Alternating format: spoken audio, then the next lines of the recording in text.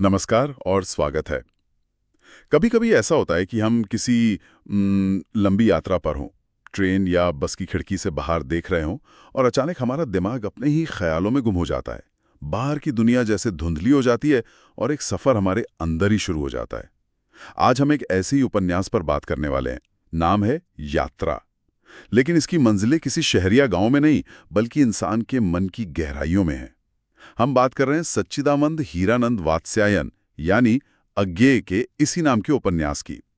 हमारे पास जो स्रोत हैं वो इसे सिर्फ एक कहानी नहीं मानते। वो कहते हैं कि ये हिंदी साहित्य में आधुनिकतावादी चेतना का एक बहुत बहुत अहम दस्तावेज है। अब ये आधुनिकतावादी चेतना क्या है, इस पर भी हम बात करेंगे। पर आज हमारा असली मकसद ये समझना है कि कैसे एक बाहरी मतलब एक फिजिकल यात्रा की आड़ में अज्ञेय हमें एक इंसान की भीतरी मनोवैज्ञानिक और आध्यात्मिक यात्रा पर ले जाते हैं। तो चलिए इस दिलचस्प सफर की पड़ताल शुरू करते हैं। सबसे पहले तो यही सवाल उठता है, ऐसा लेखक कुछ ज्यादा ही सरल नहीं लगता ये? बिल्कुल। और यहीं से उपन्यास की परतें खुलना शुरू होती हैं। ये जो बाहरी यात्रा है, ये ट्रेन का सफर, बदलते हुए शहर और गांव, ये सब महज एक कैनवस है, एक पृष्ठभूमि। अज्ञेय की असली दिलचस्पी इसमें नहीं है कि नायक कहाँ जा रहा है, बल्कि इसमें है कि उस यात्रा के दौरान नायक के मन के भीतर क्या चल रहा है।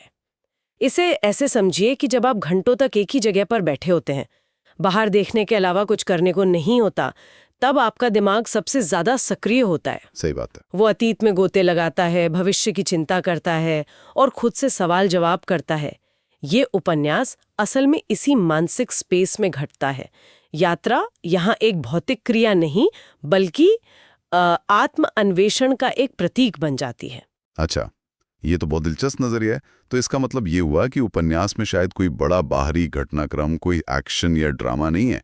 असली एक्शन तो नायक के दिमाग में चल रहा है, उसकी विचार, उसकी यादें, उसकी दुविधाएं। आपने बिल्कुल सही पकड़ा। बिल्कुल। इस यात्रा का हर पड़ाव असल में नायक की चेतना का एक पड़ाव है। इस लंबे और एकांत सफर में उसे वो मौका मिलता है जो हमें रोजमर्रा की भाग दौड़ में कभी नहीं मिलता। खुद से बात करने का। हाँ, खुद से संवाद करने का।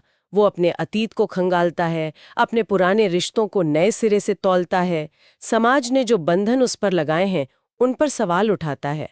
इस प्रक्रिया को हमारे स्रोत आत्ममंथन और आत्मसंवाद जैसे शब्दों से समझाते हैं। आत्ममंथन। हाँ, ये एक तरह का यूं समझिए कि खुद का ऑडिट है, जिसमें वो ये समझने की कोशिश कर रहा है कि वो असल में कौन है और वो जो है वैसा क्यों है। मुझे लगता है कि हम सब ने कभी ना कभी ये अनुभव किया है, शायद किसी लंबी ड्राइव पर या देर रात को जब नींद नहीं आ रही होती, जब हमारा दिमाग अचानक 10 साल पुरानी किसी बात पर अटक जाता है।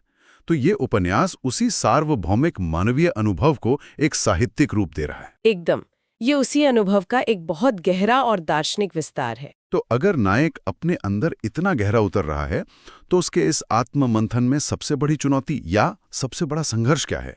क्या ये सिर्फ उसकी अपनी यादें और गलतियां हैं, या फिर बाहर की दुनिया भी उसके मन पर असर डाल रही है? ये बहुत जरूरी सवाल है, क्योंकि यहीं से हम उपन्यास के दूसरे बड़े विचार पर आते हैं, व्यक्ति और समाज का द्वंद्व। अज्ञेय का मानना है कि हमारा असली स्व, हमारी असली पहचान अक्सर समाज द्वारा दी गई पहचानों और भूमिकाओं के नीचे दब जाती है। हम किसी के बेटे हैं, किसी के पिता हैं, किसी कंपनी के कर्मचारी हैं, किसी समुदाय के सदस्य हैं। ये सब सामाजिक मुखौटे हैं जो हम हर रोज पहनते हैं। लेकिन एक मिनट, क्या ये मुखौटे जरूरी नहीं है? मतलब समाज में रहने के लिए, लोगों से व्यवहार करने के लिए, क्या हमें इन भूमिकाओं की जरूरत नहीं पड़ती? क्या अज्ञेय ये कह रहे हैं कि हमें एक साधु की तरह सब कुछ छोड़ देना चाहिए? नहीं, बिल्कुल नहीं। और यही इस उपन्यास की खूबसूरती है। अज्ञेय संन्यास या पलायन की बात नहीं कर रहे। वो ये नहीं कह रहे कि इन मुखौटों को फेंक दो। वो कह रहे हैं कि इन मुखौटों को पहनो, अपनी सामाजिक जिम्मेदारियां निभाओ, लेकिन ये कभी मत भूलो कि तुम इन मुखौटों से कहीं ज्यादा हो। अच्छा। सबसे बड़ा खतरा तब होता है जब हम मुखौटे को ही अपना असली चेहरा मान लेते हैं, जब हम ये भूल जाते हैं कि इस भूमिका के पीछे एक स्वतंत्र चेतना, एक असली मैं भी मौजूद है। ये उपन्यास उसी मैं को फिर से खोजने की यात्रा है। तो ये यात्रा एक तरह से इन मुखौटों को उतारने की नहीं, बल्कि इनके आर पार देखने की प्रक्रिया है। ये समझने की कि मुखौटे के पीछे कौन है। बिल्कुल। और इसी विचार से उपन्यास का एक बहुत शक्तिशाली संदेश निकलता है, जिसे हमारे श्रोताओं ने भी खास तौर से रेखांकित किया है। वो संदेश है, मनुष्य सामाजिक संरचनाओं में रहते हुए भी स्वतंत्र चेतना का अधिकारी है। इसे अगर आज की भाषा में कहें तो इसका मतलब है, आप सिस्टम में रहते हुए भी अपनी सोच को आजाद रख सकते हैं। सही। आपका दिमाग, आपकी चेतना किसी की गुलाम नहीं है। आप अपनी भूमिकाएं निभाते हुए भी अपने अंदर एक ऐसी जगह बना सकते हैं जहां आप सिर्फ आप हों, बिना किसी लेबल के, बिना किसी मुखौटे के। उपन्यास इसी आंतरिक स्वतंत्रता की तलाश की कहानी है। ठीक है, तो नायक एक आंतरिक यात्रा पर है। वो समाज के दिए मुखौटों और अपनी असली पहचान के बीच का फर्क समझने की कोशिश कर रहा है। लेकिन क्यों? इस सब का मकसद क्या है? इस मानसिक सफर की आखिरी मंजिल क्या है? वो कहाँ पहुंचना चाहता है? इस क्यों का जवाब उपन्यास के 2 सबसे गहरे और केंद्रीय संदेशों में छुपा है। पहला और शायद सबसे महत्वपूर्ण संदेश है, आत्मबोध ही वास्तविक मुक्ति है। आत्मबोध? हाँ, यानी असली आजादी खुद को जान लेने में है। ये सुनने में बहुत सरल लगता है, लेकिन असल में ये बहुत बड़ी और क्रांतिकारी बात है। मतलब हम सब आज़ादी के लिए बाहर लड़ रहे हैं, बेहतर नौकरी, ज़्यादा पैसा, सामाजिक पहचान, एक बड़ा घर, पर आगे कह रहे हैं कि असली जेल तो हमारे अंदर है। बिल्कुल। और यही सबसे मुश्किल लड़ाई है। बाहर की दुनिया से, किसी दुश्मन से लड़ना फिर भी आसान है, पर अपने ही बनाए हुए भ्रम, अपने ही डर और अपनी ही कंडीशनिंग से लड़ना। उपन्यास इसी भीतरी लड़ाई को दिखाता है। आगे के लिए मुक्ति या मोक्ष कोई बाहरी चीज नहीं है। ये तब मिलती है जब इंसान खुद को पूरी तरह समझ लेता है, अपनी ताकतों को, अपनी कमजोरियों को, अपनी इच्छाओं को, अपने डरों को। जब आप ये जान लेते हैं कि आप वास्तव में कौन हैं, तो बाहरी दुनिया की कोई भी जंजीर आपको बांध नहीं सकती। वाह! यानी कि सारी बाहरी जंजीरें तब तक मायने नहीं रखती जब तक आप अपने मन की जंजीरों में बंधे हैं, और खुद को जानना ही उन जंजीरों को तोड़ने की चाबी है। एकदम। और यहीं से दूसरा मुख्य विचार जुड़ता है, जो पहले वाले को और मजबूत करता है। सत्य की खोज बाहरी दुनिया में नहीं, भीतर की गहराइयों में है।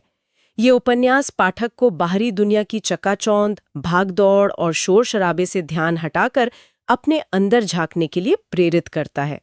अगेय कह रहे हैं कि हम जीवन के बड़े सवालों के जवाब बाहर खोजते रहते हैं, किताबों में, गुरुओं में, धर्मों में, आइडियोलॉजीज में। सही। लेकिन असली सत्य, असली जवाब हमारे अपने भीतर मौजूद हैं। बस हमें उन्हें खोजने के लिए एक आंतरिक यात्रा करने की हिम्मत दिखानी होगी। तो इन दोनों विचारों को मिलाकर देखें तो यात्रा सिर्फ एक कहानी नहीं रह जाती, ये एक दार्शनिक अनुभव बन जाती है। ये एक ऐसी रचना है जो पढ़ने वाले को सिर्फ मनोरंजन नहीं देती, बल्कि उसे अपने जीवन के सबसे गहरे सवालों का सामना करने के लिए उकसाती है। ये आपको सोचने पर मजबूर करती है कि आपकी अपनी यात्रा क्या है और आप कहाँ जा रहे हैं। ये सब सुनने में बहुत आधुनिक और मनोवैज्ञानिक लगता है। तो सवाल ये उठता है कि जब ये उपन्यास लिखा गया था, तब ये कितना क्रांतिकारी था। हमारे स्रोतों में इसे भारतीय आधुनिक साहित्य में आत्मविश्लेषण की दिशा में मील का पत्थर कहा गया है। ये एक बहुत बड़ा दावा है। क्या आप इसे थोड़ा और समझा सकती हैं? ये दावा बिल्कुल सही है, और इसका कारण समझने के लिए हमें उस दौर के साहित्य को देखना होगा। आगे से पहले हिंदी साहित्य का ज्यादातर ध्यान बाहरी दुनिया पर था। लेखक सामाजिक समस्याओं पर लिख रहे थे, गरीबी, जातिवाद, आजादी की लड़ाई, गांव का जीवन। जैसे प्रेमचंद का साहित्य जो समाज का एक आईना था, कैमरा समाज पर फोकस था।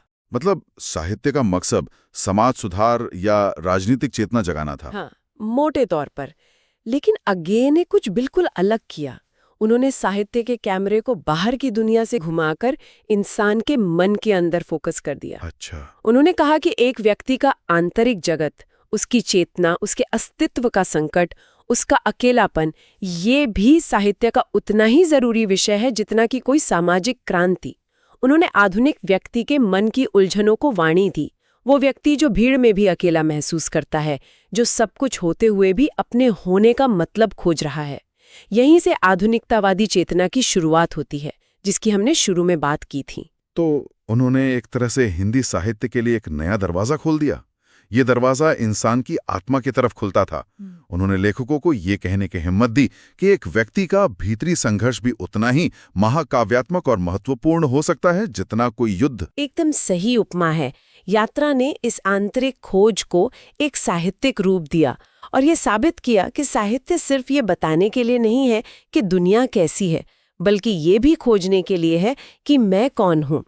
इसी वजह से इसने आने वाली पीढ़ी के कई लेखकों को प्रभावित किया और हिंदी उपन्यास को एक नई मनोवैज्ञानिक गहराई दी। यही इसकी सबसे बड़ी साहित्यिक विरासत है। तो आज हमने अज्ञे के उपन्यास यात्रा की जो पड़ताल की, उसका सार ये है कि यह एक ऐसे सफर की कहानी है जो नक्शे पर नहीं बल्कि मन के भीतर तय की जाती है। ये उपन्यास दिखाता है कि कैसे एक व्यक्ति समाज द्वारा दिए गए मुखौटों और अपनी असली पहचान के बीच के द्वंद्व से गुजरता है। और अंत में ये उपन्यास हमें बताता है कि असली आज़ादी किसी बाहरी चीज को पाने में नहीं बल्कि खुद को पूरी तरह जान लेने में है, जिसे अज्ञेय आत्मबोध कहते हैं। बिल्कुल। और ये उपन्यास हमें एक बहुत गहरे सवाल के साथ छोड़ जाता है। ये सिर्फ उस नायक के लिए नहीं है बल्कि हम सब के लिए है जो आज की इस शोर शराबे वाली दुनिया में जी रहे हैं। उपन्यास ये बताता है कि खुद को खोजने के लिए सामाजिक मुखौटों के पार देखना जरूरी है। तो ये सवाल हम सबके लिए है। हमारे विचार, हमारी राय, हमारी पसंद नापसंद, इनमें से कितनी चीजें सच में हमारी अपनी हैं और कितनी वे हैं जो हमें हमारे समाज, परिवार, दोस्तों या फिर सोशल मीडिया ने पहनने के लिए दी हैं। अपनी असली आवाज और दूसरों की आवाजों के शोर में फर्क करना, शायद यही असली यात्रा है जो हम सबको किसी ना किसी मोड़ पर करनी ही